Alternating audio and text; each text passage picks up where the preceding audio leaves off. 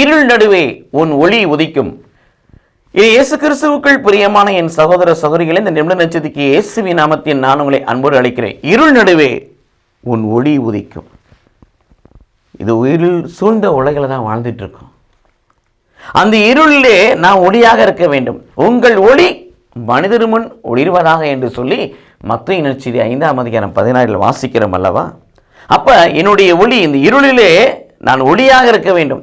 இருளுக்குள் இணைந்து கொண்டு நான் இருளாக இருக்கக்கூடாது. இருளிலே நான் ஒளியாக இருக்க வேண்டும். ஆண்டவருக்கு சாட்சியாக இருக்க வேண்டும். கடவுளின் பிள்ளையாக இருக்க வேண்டும். அதற்கு என்னிடத்தில் இருக்கிற நுகத்தை நான் அகற்ற வேண்டும். நம்மிடத்தில் இருக்கிற குற்றம் சாட்டும் பொல்லாத பேச்சுக்களை நாம் நிறுத்திவிட வேண்டும். பசித்தோருக்கு உணவளிக்க வேண்டும். வறியோரின் தேவையை நிறைவு செய்ய வேண்டும். சின்னஞ்சிறிய சகோதரர்களுக்கு நாம் இவற்றெல்லாம் செய்ய வேண்டும். மட்டுமல்ல, மத்தேயு 5:16 வாசிக்கிறோம், நாம் செய்யக்கூடிய நற்செயல்களை கண்டு வானகத்தில் உள்ள தந்தையை மகிமைப்படுத்தும்படி உங்கள் ஒளி மனிதர் முன் ஒளிர்வதாக.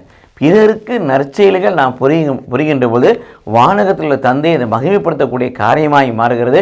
அப்பொழுது நம்முடைய ஒளி மனிதர் முன் ஒளிரும். அப்பொழுது நாம் இருளில் ஒளியாக இருப்போம்.